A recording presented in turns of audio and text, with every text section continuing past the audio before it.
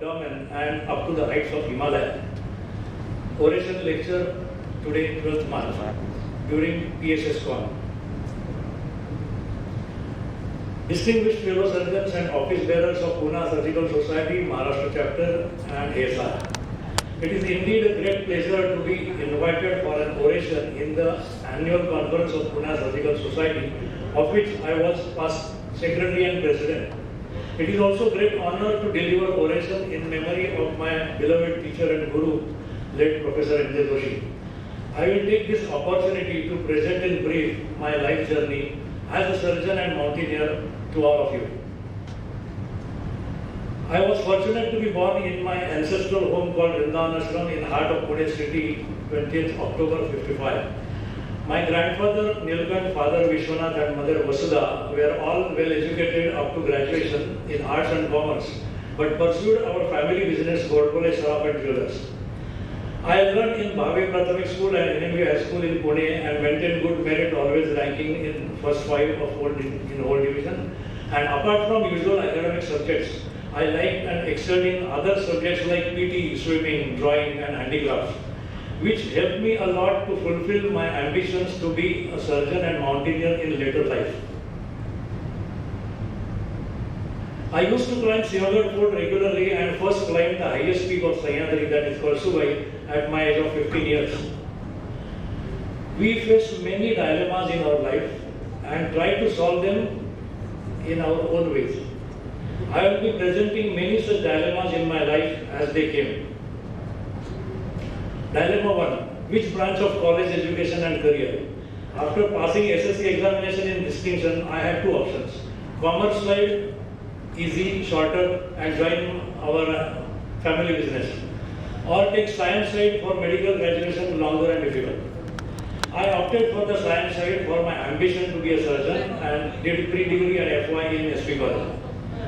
Apart from sincerely studying physics, chemistry, biology, I started participating in outdoor adventure activities like cross-country running and trekking in Sahyadri mountains under guidance of Dr. Babu Kaka Patwardhan, a veteran doctor and mountaineer from AFMC Pune.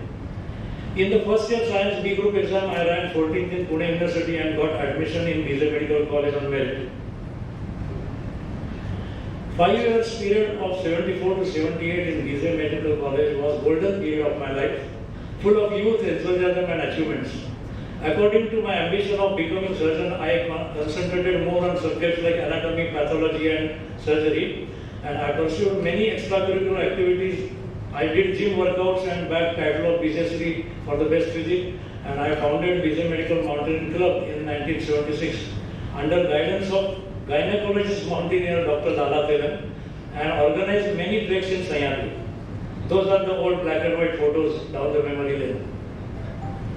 Art Circle BJ Medical College was very famous. I worked initially as a member of the MC and then got elected as General Secretary.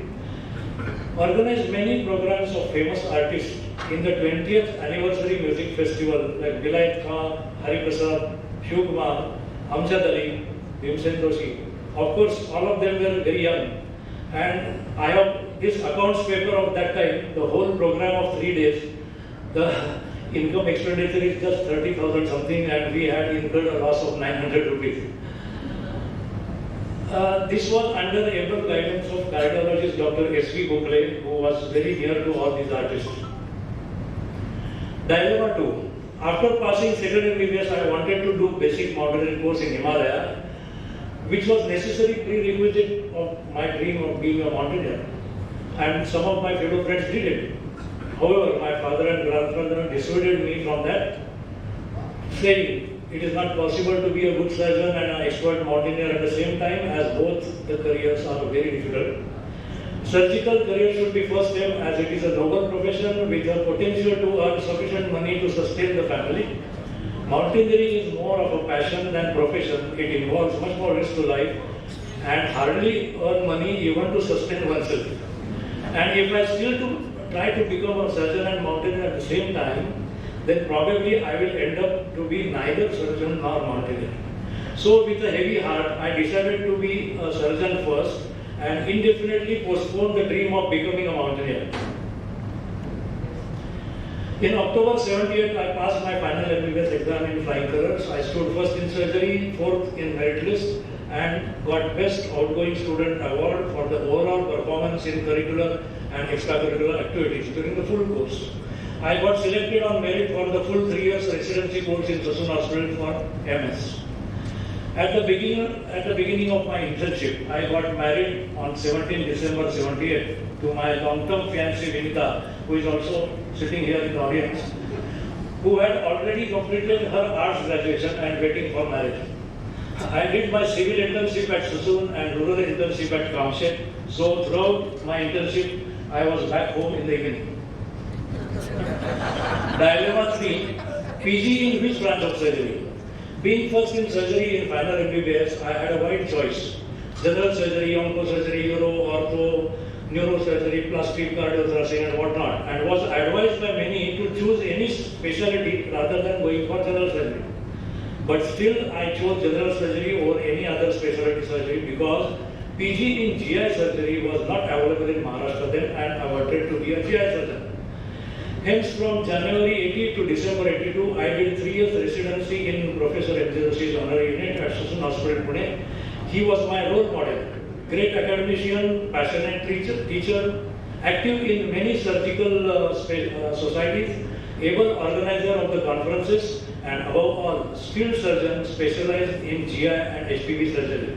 And I still remember my co-hostman, Jai Singh Shinde. We used to fight over who should do what surgery in the list. And I tried to find some photos of that time, but unfortunately could not get because photos were not commonly taken that time. I was also fortunate to have 2 other great teachers as assistant honoraries, Dr. Ashok Kanetkar, cardiothoracic surgeon, and Dr. V.P. Godbole, neurosurgeon. So we jokingly used to say that Kanetkar above diaphragm, Joshi between diaphragm to inguinal ligament, and below inguinal ligament, Dr. Godbole. So a resident had to choose which branch and which boss for his future career. In December 82, I cleared MS General Surgery examination in first attempt. And then came dilemma number 4. Go to England for FRCS or start surgical practice. I had finished all my education from primary school to MS continuously without a gap and on merit. Hence my father offered me all the expenses to send me to England for FRCS. And Professor Joshi promised to give me a recommendation letter. But during my 3 years of residency in Sassoon Hospital, I had gained enough experience and confidence of performing all common surgeries. I was already married during my internship and had a daughter named Manasi, who is also present now in the audience, during my residency. So I decided to be on my own as early as possible. Hence, I decided not to go to England for FRCS, but requested my father to give some money to start my own small hospital and develop private practice independent of big institutions. Year 1983 was spent in converting whole ground floor of our ancestral house in Sadashivpet into only 4-bed surgical hospital. I worked as assistant surgeon in Professor Joshi's private hospital to know the difference between working in a general hospital like Sassoon and small private hospital. And on 1st January 1984, Godbole Hospital, a private hospital, and Anand Godbole Memorial Center for Abdominal Diseases, a public charitable trust for OPD consultations and investigations. Both were inaugurated at the hands of my Guru, Professor M. J. Joshi, and presided over by Pune's famous senior surgeon, Dr. K.C. Garpure. It was only 4-bedded surgical hospital with spacious operation theatre equipped with hydraulic operating table, shadow vessel lamps, coils anesthesia machine, a rarity in small hospitals at that time. First 4 years of my surgical practice from 84 to 87. With my degree of MS in general surgery, I was doing all common surgeries from head to toe. Occasionally, I used to do major surgeries, and I don't go into the list, right from diaphragm to even doing nephrectomy, mastectomy, partial thyroid, limb amputation, everything. Frequently, surgeon colleagues of other specialties were also coming to my hospital and operating their cases, so I got a still wider exposure to other specialties, especially plastic surgery and all. However, I never admitted any medical, obstetrical or accident case, even though sometimes some beds out of 4 remained empty. I applied for honorary surgeon's post in Sassoon Hospital but didn't get it because I did not have any political influence, and also applied in some other big hospitals in Pune where I was refused because I was not FRCS. Hardly that time I could foresee that my practice of removing big urinary stones by open method will gradually shift to removing gallstones by laparoscopic method. I have still written all those stones and my precious khazina. In 1988, on 1st January, Godbole Hospital was expanded from 4 bed to 10 beds with 2 bed surgical ICU, probably the first one in Pune amongst the small private hospitals. All major surgery cases were routinely shifted to ICU for at least 1 day for close monitoring, and this reduced the rate of post-op complications. Since I did not get honorary surgeon's post in Sassoon and other big hospitals, I decided to keep 3 cubicle beds as charity beds out of total 10 beds in my hospital, wherein I did not charge operation fee to needy patients who paid other hospital charges. So I did short course in England to learn gastroscopy and colonoscopy. Through our charitable trust, diagnostic services of endoscopies, X-ray, ECG, sonography, pathology were started at concessional rates. In April 88, my family also expanded with birth of my son Mihir. So Manasi, Mihir, and 2 of us seen in that photo.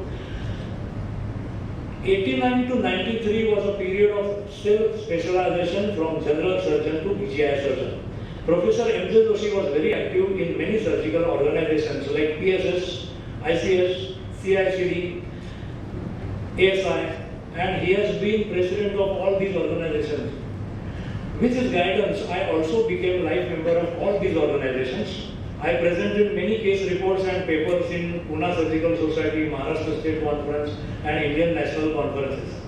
Along with Joshi sir, I also started attending world conferences.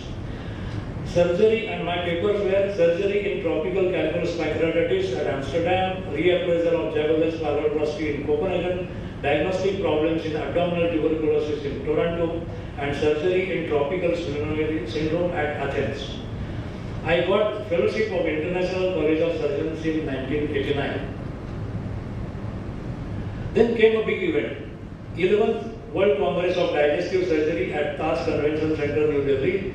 Professor Joshi was the first Indian president of the World Congress, and I got honor of working as a member of scientific program committee along with Dr. M.Y. Babwe, and also got a chance to work on a computer for the first time, which was imported by him and put in a separate room as an office. So, Office of World Congress was run from Joshi, Manohar Joshi Clinic.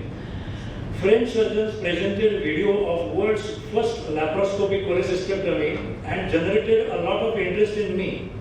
But criticism from many senior surgeons that it is another French fashion, it will not last, it is very dangerous to operate through keyholes and all that.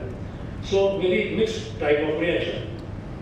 Dilemma 5. Whether to continue practice as general surgeon or restrict to GI surgery only.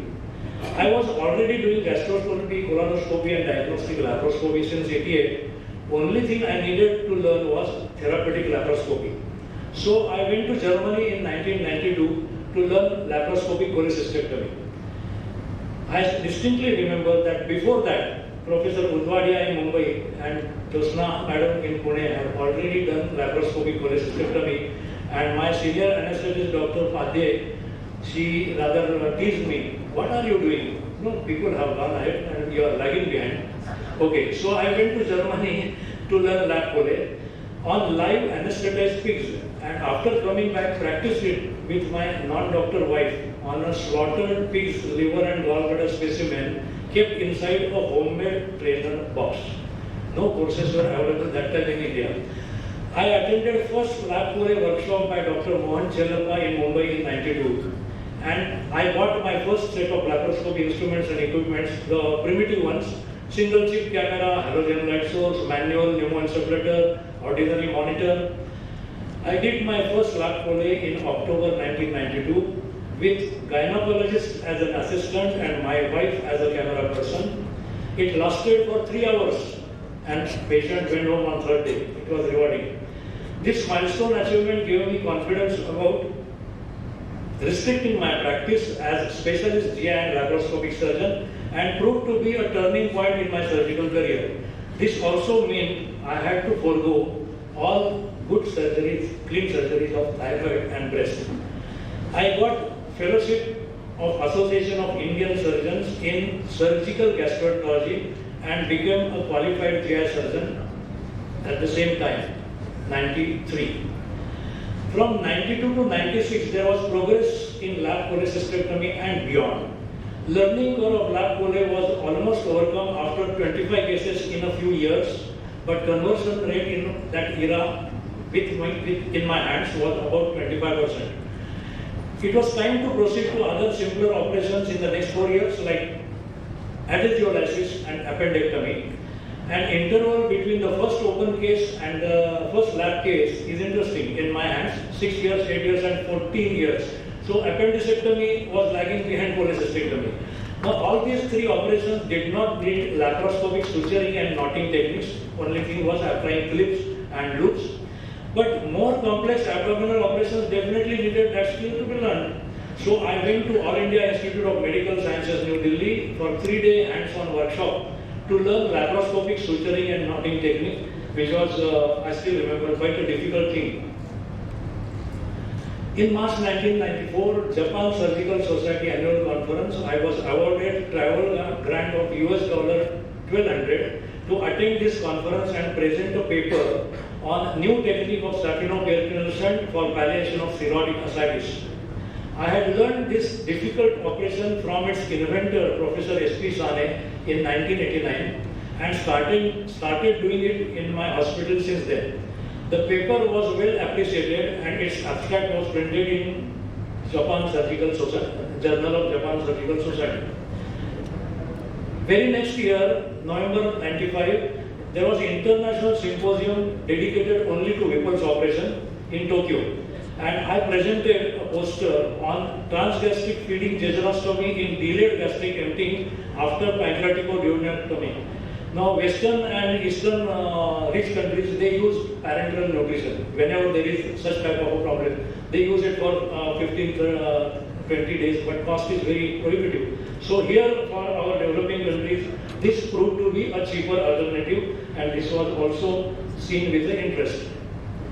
After attending international conferences, I stayed as an observer for 2 weeks in GI and HPB surgical departments for learning from such legions in surgery, like Professor Brungard in Bern, Switzerland, and Professor Takada in Tokyo, Japan. That's how the finaries in open abdominal surgery were learned through observation. Then in April 1995, International College of Surgeons SARC conference was at Kathmandu, Nepal, and I went there with a dual purpose of academics and pleasure trip with my family. After the conference, we visited Pokhara to have our first ever sight of Himalayan peaks, reflecting in Phewa Lake. This ignited in my heart the old desire to be a mountaineer, and I vowed to come back in the same year on the high altitude trek in Nepal, which is aptly called as Heart of Himalaya. Then came dilemma number 6, how to start mountaineering at 40 years of age and still maintain grip on surgical profession. Basic mountaineering course in Himalaya had an age limit of 40 years, so I could not apply. I bought and read 2 fascinating books in Nepal. Trekking in Nepal by trekker Rajapti and all 14 8,000ers by famous mountaineer Reynold Messner, who was the first to climb world's highest 14 peaks all in Himalaya. I decided to do the treks up to the base camps of all these mighty Himalayan peaks. Till then, for 12 years from 84 to 95, I was attending 2 conferences every year. I was busy in my surgical hospital also. And those 2 were one state or national level and one international. So I decided to do only 1 conference and do 1 Himalayan trek every year, so that I was not absent from my practice for a total of 1 month in each year. 8 out of first 14 world's highest peaks are in Nepal, Himalaya. 5 are in Pak-occupied Kashmir and 1 is in China-occupied Tibet. They are called 8,000ers because they are all above 8,000 meters or 26,500 feet in altitude, and they are climbed by technically expert mountaineers only. However, their base camps are located at about 5,000 meters or 16,500 feet and are reachable by seasoned trekkers without technical aids like bolts, ropes and oxygen. And these are all the Nepalese 8,000ers: Everest, Kanchenjunga, Lhotse, Makalu, Cho Oyu, Dhaulagiri, Makalu and Annapurna. At the age of 40 years, Himalayan trekking began in my life with a bang. That was in Everest region of Nepal. It is never too late. October 95, Gokyo Peak and Lake Trek celebrated my 40th birthday on 20th October by seeing Mount Everest from summit of Gokyo Peak, 18,600 feet, with my wife and close group of 6 friends. November 95, I got an acute slip disc attack with sciatica, and that was obviously as a result of that previous trek. Because in young age, I used to carry all my backpack load of about say 15-20 kg or so, and I forgot the time spent in between. And on my first trek also, I tried to carry the same load without or with little help of porter. So it was very serious. I got actually early foot drop, neuro deficit also. So came a dilemma number 7, whether to continue trekking or not. Will it jeopardize surgical career? And one of the famous neurosurgeons in Pune advised me to get onto the operation table as soon as possible, or otherwise forget trekking as well as surgery. So that was like a threat to me. But I read quite a lot, took many opinions, and I continued with regular exercises for back muscles and rest, strengthening for whole 1 year. And in the next year, I went again to the Everest Base Camp and Kalapathar Trek, enjoyed closer views of Mount Everest again. I was very happy to come back without neuro deficit. Next 4 treks in Annapurna and Langtang regions of Nepal were very scenic. Gorapani Pass, Langtang Valley, Annapurna Base Camp, Kaligandaki Valley. Maximum altitude was only 12,000 feet. All these were family treks with our children between age of 12 to 15 years accompanying the parents. I got associated with many organizations one by one, and this is one of the first one, South Calcutta Mountain Lovers Association, West Bengal. I treated some of their members for severe altitude sickness on Everest Base Camp Trek in 96, just by chance. And they made me honorary life member and medical advisor in 1999. I wrote articles on mountain medicine and altitude sickness in their yearly journal, and saved life by giving emergency treatment to a member by arranging rescue helicopter from Namche Bazar in year 2012.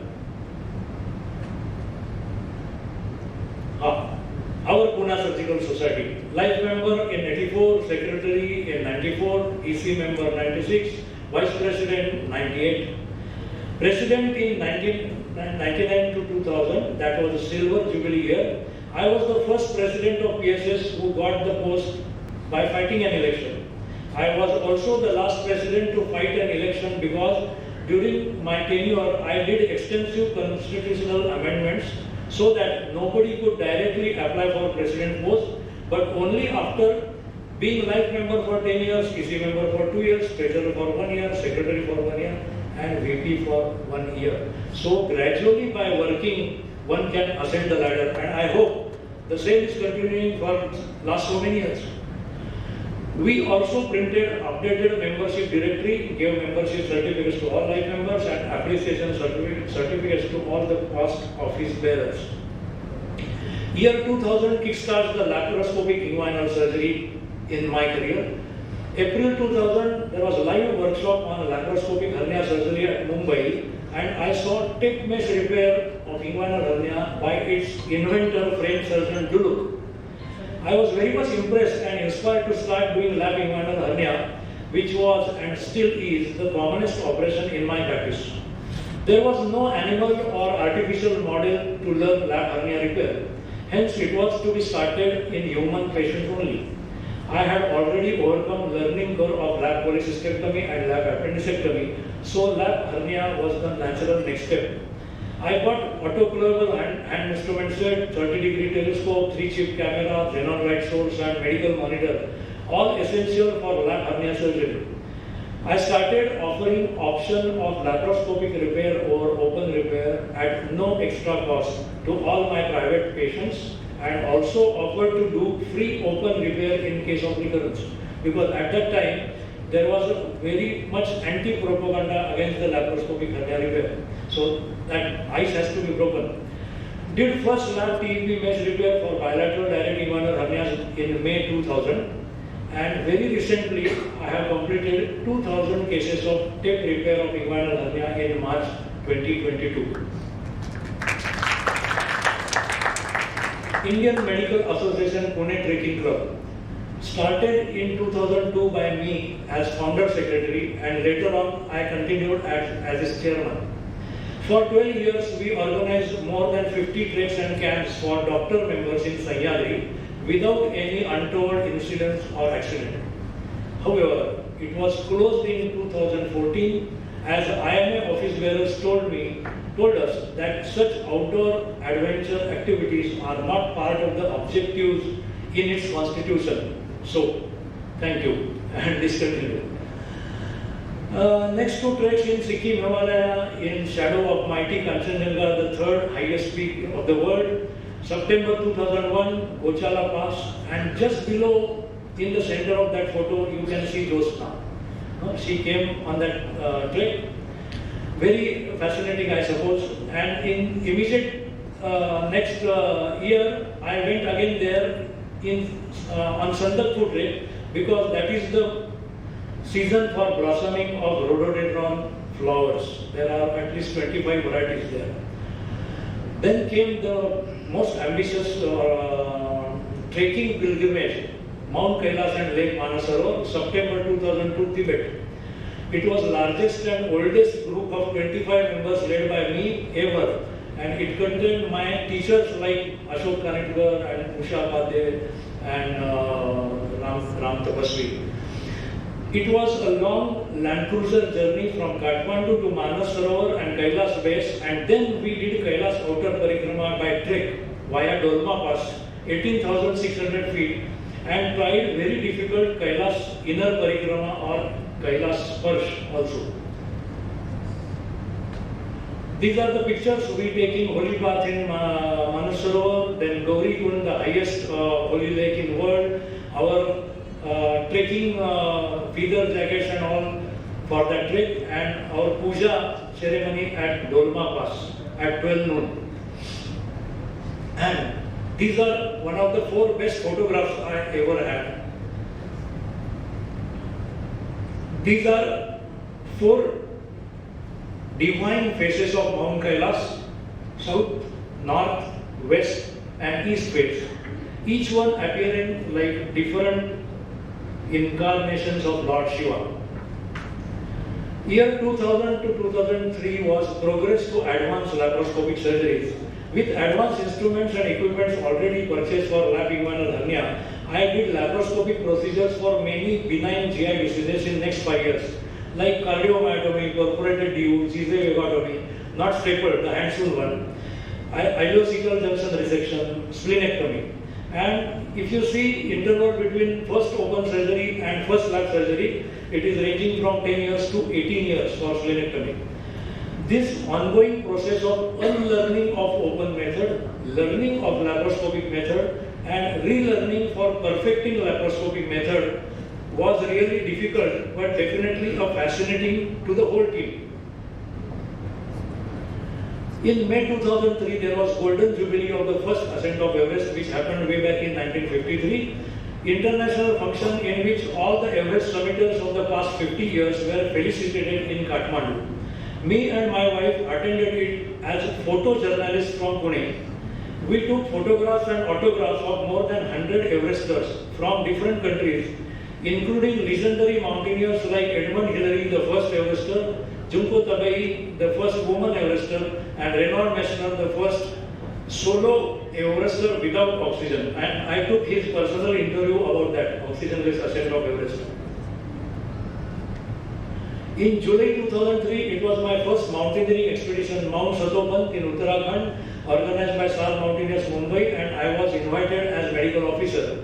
We trekked from Gangotri to Satopant base camp via Gomukh, Nandarvan, Vasukital, the area of origin of river Ganga.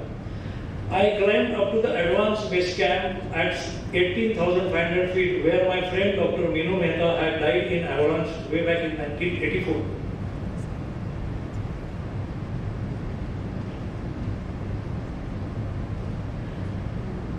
Four youngsters successfully reached Satopant summit, 23,000 feet. PSSCON 2003 at Pune.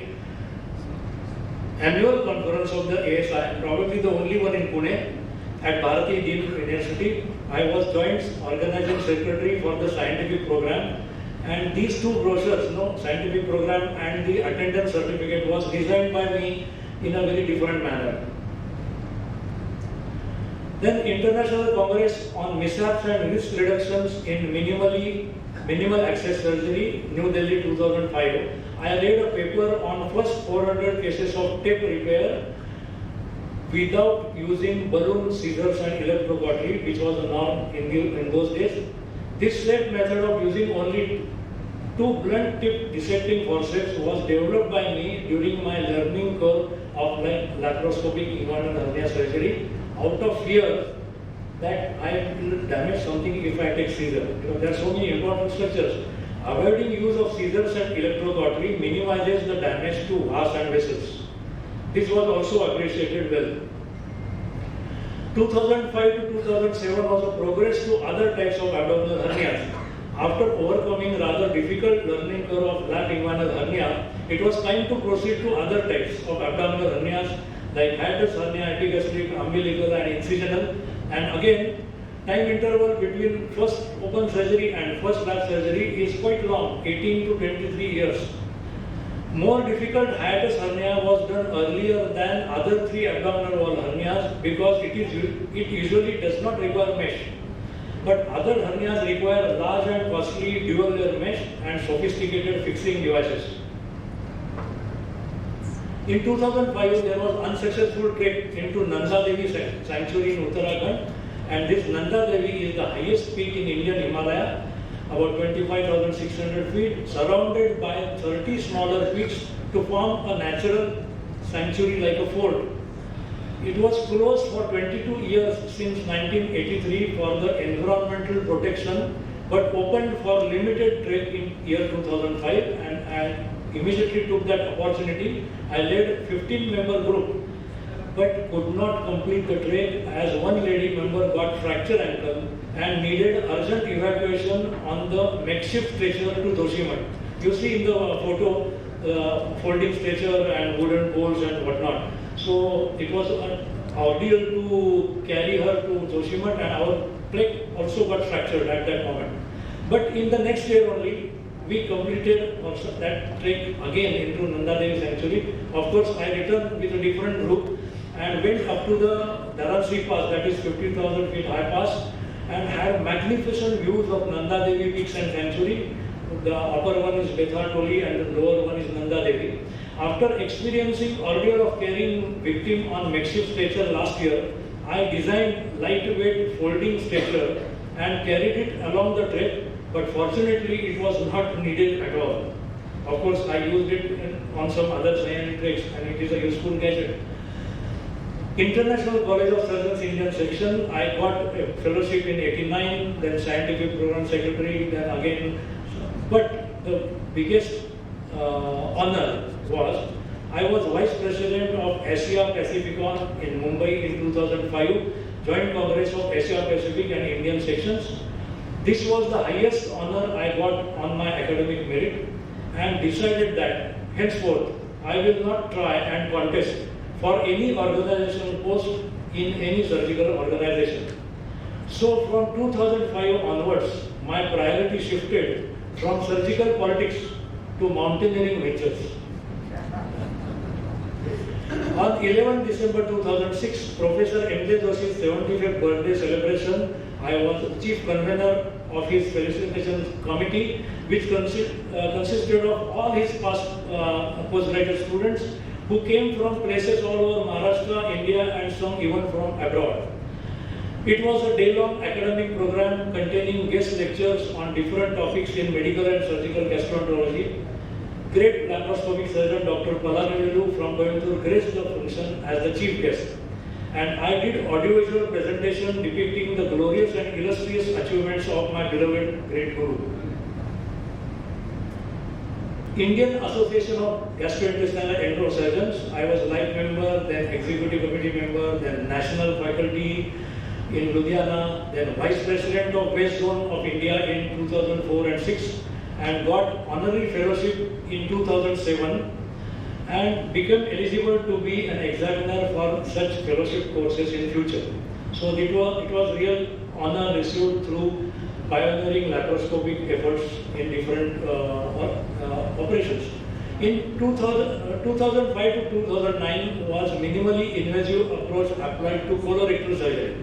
Hemorrhoids, mesh rectopexy for prolapse, and APR for CA rectum.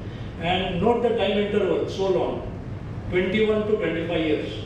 The longest time interval was needed from first open colorectal surgery to the first minimally invasive surgery. I attended MIPH master's program in Bangkok to learn stapler surgery for prolapse rectum and pylorus from its inventor Dr. Longo. Abdominal perineal resection of rectum is the only laparoscopic operation for malignancy which I am doing as the specimen is removed from the perineal incision and does not need any incision on abdomen to remove it. In 2010, I upgraded laparoscopy set by buying full HD camera with recorder and built-in LED light source and combined ultrasonic plus electrical energy sources. So with wish to perform more and more complex surgeries, we need to have better and costlier instrumentation also. It is very much instrument dependent surgery. On 1st January 2009, I completed 25 years of my surgical practice. At 55 years, I had completed my duties towards my family, so I thought of starting some unique philanthropic activity on daily basis. Hence, made my consulting fees voluntary for all patients. I sent a letter declaring the same to all my relatives, friends, and doctor colleagues. In 2018, I completed 10 years of this activity and got overwhelming and spontaneous response on social media and many TV channels. After one of my patients put photo of this notice without asking me on social media. And I was surprised because it was after 10 years. And I have been following it till this date. And both me and my patients are very happy. I wish to continue it in future also. I was solo faculty of lap inguinal hernia workshop at Vivekananda Hospital, Latur in August 2009. Single-handedly performed 10 cases of lap TEP repair in 2 days. There were all types of inguinal hernias. Only 10 interested surgeons attended this unique workshop, so each one of them assisted me for one case. This is the best way of teaching and learning a new procedure. In 2010, I did Annapurna circuit trek in Nepal. The Himalayan Club Pune section organized this 20 days long arduous trek to the 10th highest mountain Annapurna in central Nepal. It was along the Marsimdi and Kaligandaki rivers and with crossing of 17,800 feet high Thorungla Pass. In June 11, Gosaikum Lakes, that was a trek in Nepal. Chain of 3 holy lakes in Langtang Himal of Nepal are supposed to be formed by thrust of the Lord Shiva's Trishul. Every monsoon beginning, local people do pilgrim trek to these holy lakes, and I also went there with 3 holy ladies. Of course, one of them was my wife. We performed yoga postures and meditation at Surya Kunda at altitude of 15,000 feet, and that was our personal record to do headstand. In May 2012, Giripremi organization of Pune did Everest expedition. It was largest Indian civilian Everest expedition led by Umesh Jirpe, in which record 11 climbers submitted on 20th of May. I was leader of the medical support team which went up to the Everest base camp at 17,500 feet. Fortunately, no climber got any serious injury apart from some minor frostbite and something which has been treated. This is the view of southwest face of Everest from Nepal. It is called as Sagar Matha or forehead of the sky. Immediately next year, in May 2013, North Advanced Base Camp of Everest in Tibet. This is the highest trek in the world, starting from Rambuk Monastery at 16,500 feet and climbing along Rambuk Glacier up to North Advanced Base Camp of Everest, which is as high as 19,500 feet. It was my highest solo trek so far. Solo because nobody was ready to come with me. Support staff of one Tibetan guide, one cook, one porter, one yakman and 2 yaks was with me. I experienced close encounter with death due to extreme cold and high altitude sickness. Returned from altitude of 19,000 feet and survived by rapid descent. It was my principle not to use Diamox or steroid or oxygen. So I had to make this retreat. I stayed for 3 days in Rambuk Monastery and wrote a book called Human Religion and Natural Lifestyle, which is on a very different subject, not mountaineering. It remains unpublished till today for some obvious objectionable reasons may be taken by reader. I don't go into that details. This is how I saw north face of Everest from Tibet. It is called Chomolungma or Goddess Mother of Earth. In October 13, I did Manaslu circuit trek in Nepal. Group of 8 members, very rare trek, central Nepal. It goes around Mount Manaslu, which is 8th highest peak in the world. We crossed 17,000 feet high Larkia Pass, and it was in a very heavy snow conditions. On 1st January 2014 came 30th anniversary of my hospital. It was trip of all staff members and doctors to our weekend home in Lonavala. We felicitated all staff members who served in our hospital for more than 20 years out of 30. And decision to continue hospital indoor-outdoor services for next 10 years was taken at that time. In January 15, special snow leopard photography expedition arranged by Foliage Outdoors Pune. This is very elusive animal to even see, let apart photographing it. Our base camp was Kibbar village at 12,000 feet in Spiti Valley, and we photographed red fox, ibex, and also snow leopard, which is seen in the center of the attraction. He is like the center of attraction. We are very lucky. In May 2015, Milam Glacier trek in Uttarakhand, I led a very small group. Started from Munsiari, went up to ITBP post of Milam. Highlight of this trek was mesmerizing views of Nanda Devi and Sunanda Devi twin peaks, revered in Uttarakhand as divine goddesses. And they really look like beautiful twins from this angle only. In October 2015, another trek, Kokyo Lake and Renjola Pass in Nepal. It was my 6th visit to this Khumbu, beautiful Khumbu region or Everest region of Nepal, although with different routes each time. We enjoyed chain of 5 glacial lakes and then crossed 18,000 feet high Renjola Pass. This is the best viewpoint because from there we can see world's 4 highest peaks. Everest in the center, Cho Oyu on one side, Lhotse and Makalu on other side. Also Nepal's biggest Nokjunga glacier flowing horizontally and most beautiful main Gokyo Lake in which Everest can reflect itself. PSSCON Medical College Mountaineering Academy. I received a felicitation in December 2015 during 40th year celebration for being its founder secretary way back in 1975. I feel today very proud that the club was founded in 1975. It has been active for 47 years continuously and progressed to become from club to academy. Its slogan says, "It is not the mountain we conquer, but ourselves." In May 2016, we did Dhaulagiri circuit trek in Nepal. It was very difficult. up to the Dhaulagiri base camp in support of Giri Premi's Dhaulagiri climbing expedition, which was successful in climbing this world's 7th highest peak. Our support group of 5 doctors crossed 2 high passes, French Pass and Dambu's Pass, over 17,000 feet altitude to complete the circuit around Dhaulagiri in Kali Gandaki Valley, and this valley is world's deepest river gorge between 2 giant peaks of Dhaulagiri and Annapurna.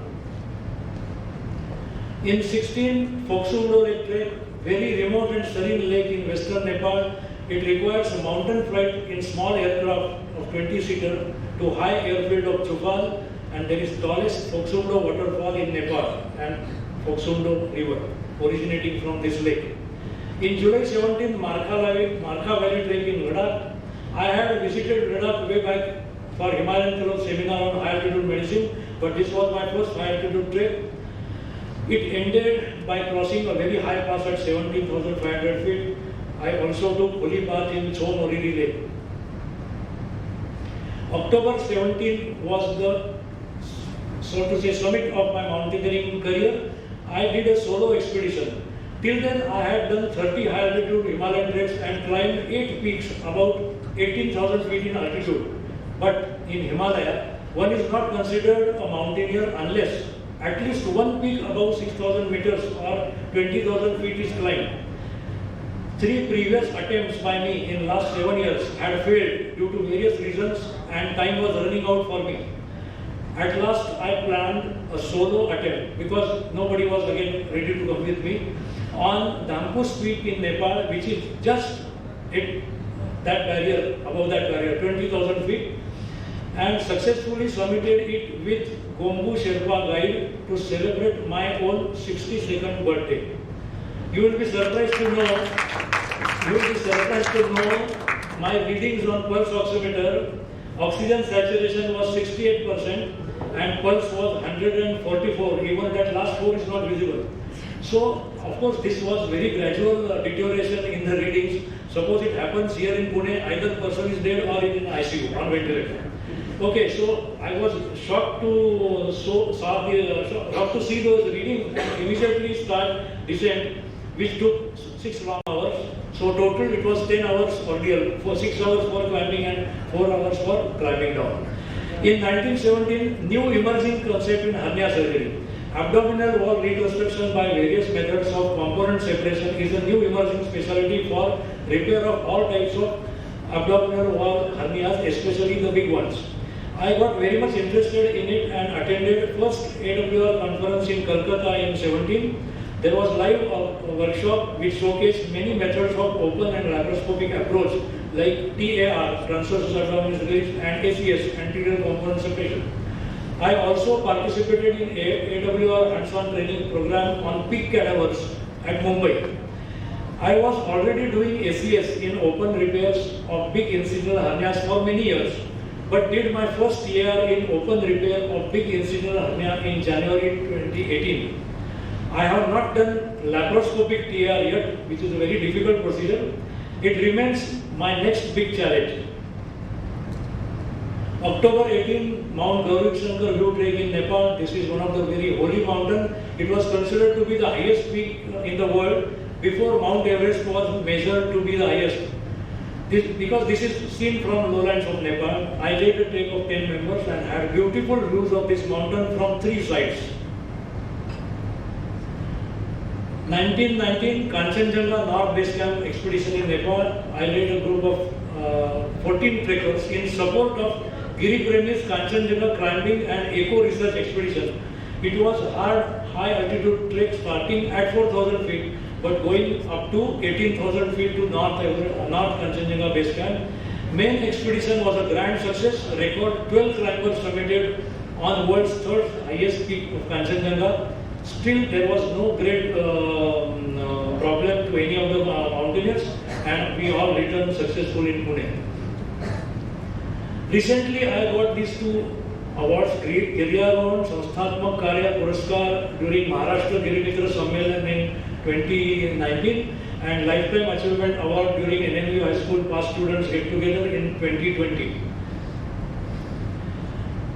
Another very close group to me is Star Mountaineers Mumbai. I was a life member since 2003. But most importantly, medical officer and photographer on their 6 successful climbing expeditions in Himalaya. From 2003 to 21, Satopan, Bhagirathi, Mukut Parvat, Gangotri, Kangyatse and Yunam.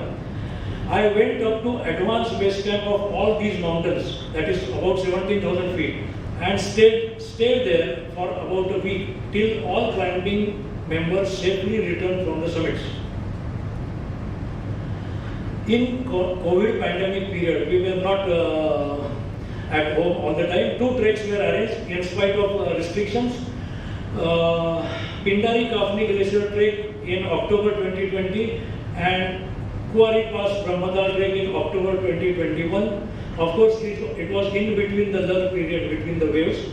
We did COVID RT-PCR tests before and after the trek and all were fortunately negative. Himalayan Club, I have been associated very long. It is very old club, founded in 1928. We will be celebrating 100th year after 5-6 years. Life member, honorary secretary for Pune, managing committee member. But in 2015, I did 1 week long exhibition come auction of whole lot of Himalayan photos to raise the fund, which was to the tune of 15 lakhs to help earthquake victims in Nepal. I have organized more than 100 outdoor treks and indoor programs like lectures, photos, film shows over the last 15 years from 6 to 21, and I have published 4 CD books for the public education and fundraising on Everest, Kailash, Kanchenjunga, and most important is high altitude medicine on Himalayan treks and expeditions. Very recently, I got this honor. 1-year diploma course started by Pune University for the first time in India in collaboration with GGIM, Guardian Giripremi Institute of Mountaineering, and NIM, Nehru Institute of Mountaineering. It is full 1-year diploma course in mountaineering and allied sports. I am invited to be honorary faculty for teaching mountain medicine, first aid and emergency evacuation. I am presently taking online lectures once a week and field practicals once a month for first batch, which is of 40 students coming from all over India. I am also chief convener of the medical wing of the AMGM, that is Akhil Maharashtra Giryarohon Mahasangha, affiliated to Indian Mountaineering Foundation, New Delhi. Our near and dear PSSCON conferences. I attended most of the PSSCONs for last 35 years and presented more than 25 papers, lectures, videos. I was EC member of Maharashtra chapter 97 to 2000, faculty for lab TEP repair of inguinal hernia in live operative workshop in many PSSCONs like Solapur, Kolhapur, Latur, Thane, Nashik and Mumbai. And afterwards I was told that now you should not perform this, many other surgeons are doing it. You are not the only expert. So last 5 years I have not done. Amongst 4 PSSCONs organized by Pune Surgical Society, 1992 Pune, I was Scientific Program Secretary, 2001 Scientific Program Committee Member, 2012 Vice Chairman, and 2022, this one, I am Senior Advisor, so I have really become senior. This was already introduced by Dr. Kolte during my introduction, so I am not going to repeat. I will be just telling 2 points which were not covered. In 26 years, from my age of 40 to 66 years, I have done these 40 Himalayan trips without a single gap of 1 year, without any formal training, without using any medicine or oxygen. And I was very happy to go to 8 high passes, 10 base camps, 6 peaks and 1 solo peak of 20,000 feet, which probably I will never repeat in my life, because going there and coming back is like going to heaven and coming back earth alive. So no, it is not a very simple thing. Measure open surgeries when first done and why not laparoscopically. This is a list of about 15 major surgeries in abdomen. Now I will not go into those lists, but although I did all these major open abdominal surgeries from first 12 years of my practice, from 84 to 95, and in many of them, Jai Singh was my co-surgeon, and when he used to do such procedures there, I used to go there. I remember those times. I feel that I have not done these major resectional operations by laparoscopic approach yet, because I feel that they are too difficult and time consuming, and small incision to remove big specimen out of abdomen at the end of operation partly takes away all the advantages of minimally invasive approach. Whatever is done through only holes is minimally approach. If you require incision on abdomen to remove the specimen, then partly it is gone. Laparoscopic surgery of benign. So essentially, I have evolved over past 30 years as an expert in laparoscopic surgery of benign or non-malignant diseases of abdomen. Probably, my dream of being a benign mountaineer has prevented me from being a malignant surgeon. You look at the specimen of spleen, it is this big. Now, even if you dissect it inside the abdomen with great skill, it cannot be delivered out of abdomen without an incision. What are the common things to both surgeon and mountaineer? These are the 10 commandments according to my opinion. These are not from any book. Genetic predisposition and ambitious personality. Aptitude for both curricular and extracurricular activities. Liking for outdoor physical activities and physical fitness. Average intelligence, but high common sense and logic. Meticulous planning and careful execution. Great stamina and perseverance in repeated monotonous actions. These are both common in mountain also. So you climb and climb, you never be fatigued, never be bored, so to say. Appropriate use of technique, instruments and equipments, learning from mistakes and seeking opportunity in calamity, leadership qualities and ability to do teamwork, ability to recognize own limitations and take safe retreat. Strong survival instinct is the key to success in both. My better half Vinita, my enthusiastic companion, in hospital as administrator. She did DHM, Diploma in Hospital Management from Pune University in first batch of 1995. In operation theatre as assistant and laparoscopy camera person. On my conference and other tours as an accompanying person. In half of the Himalayan treks, almost 2022, led by me as a team member. Although recently, after COVID pandemic, she has retired from all these extra roles. She will continue to encourage me to be surgeon and mountaineer as long as I remain fit for both of these roles. I remember one prose and one verse by Robert Frost. When I started my exploration of the woods, there were two paths. One well-trodden and simple, the other less trodden and difficult. I chose the latter path, and that has made all the difference. And these woods are lovely, dark and deep, but I have promises to keep, and miles to go before I sleep, miles to go before I sleep. Our 4,000 laparoscopic explorations into depths of abdomen and 40 trekking expeditions up to the heights of Himalaya over the last 30 years period have been very challenging and rewarding experience. They have really changed our lives. And lastly, human abdomen and Himalaya mountains both are such a vast and great areas that many further laparoscopic explorations and trekking expeditions will keep us healthy, wealthy and wise for the rest of our life. Thank you.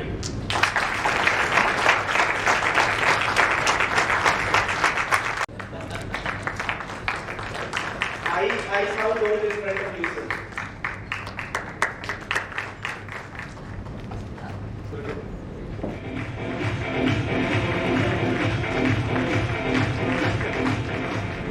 So, good evening, dear friends, senior members from Pune Surgical Society,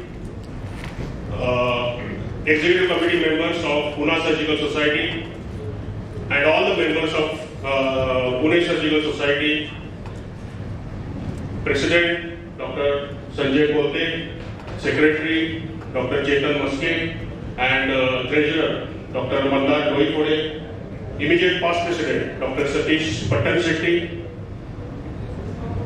Herewith I bring greetings and regards from ASI headquarters to this PSSCON, which is getting conducted today in Pune. With a deep sense of gratitude and with extreme humbleness, I thank Pune Surgical Society for inviting me to deliver this prestigious Dr. Mrs. M.J. Mehta Oration. This is not only my honor, but it is an honor of Kolhapur Surgical Society, to which I originally belong to, and I also take this honor as an honor of the desk of Secretary ASI. It's a well-known fact that amongst all the surgical fraternity in India, I will say, that no invitation can match or compete with one from Pune and Puneri people. Because firstly, you don't get it easily. And secondly, if you get it, you have to fit in that stringent selection criteria, which I think I have fitted this year. And Raghunath sir also. So, thank you very much once again. Actually, today Madhya Pradesh State Conference is going on. And as being Honorary Secretary of ASI, I was bound to be there in Indore presently. But I did not want to miss this lifetime opportunity. This is once in a lifetime opportunity to be in Pune and deliver this M.J. Mehta Oration, which I don't think afterwards I can think of. So it is better to be in Pune than in Madhya Pradesh. So I came here with you. Can we have a round of applause running?